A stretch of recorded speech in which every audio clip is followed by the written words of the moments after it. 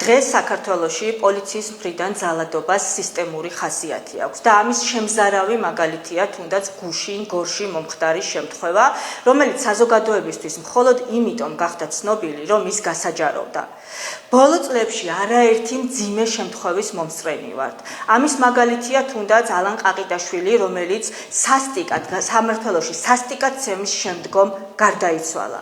ამის მაგალითია რეჟიმის ტყვე საბას ხვიტარიძე, რომელიც განყოფილებაში თბილისის მთავარ სამმართველოში აწამეს და ამაზე პროკურატურის მიერ დადგენილებაც კი არის გაცემული წამებასთან დაკავშირებით. ამის არაერთი მაგალითი გვაქვს, მაგალითად ზვიად მაისაშვილი, გია ჯვარშეიშვილი, ლუკა თოფჩიშვილი, ზვიად რატიანი, დავით ქაცარავა და უამრავი ასობით საქართველოს სხვა მოქალაქე, პოლიტიკოსი თუ ჟურნალისტი, რომელიც ბოლო წლების განმავლობაში გახდა წამებისა და არაადამიანური მოპყრობის მსხვერპლი. მიუხედავად ამისა, არც ერთი მოძალადე სამართალდამცველი არ არის დასჯილი შესაბამისი კვალიფიკაციით.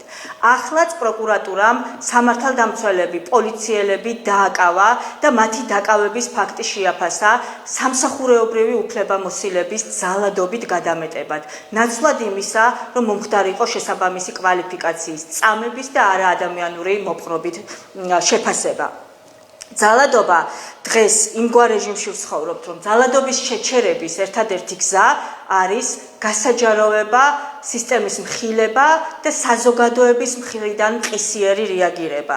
ჩვენ მზად ვართ ვიყოთ თითოეული თქვენგანის გვერდით, თითოეული მოქალაქე, რომელმაც განიცადა ან განიცდის პოლიციის მხრიდან ძალადობას, შეგიძლიათ მოგმართოთ. არც ერთი დანაშაული დაუსჯელი არ დარჩება.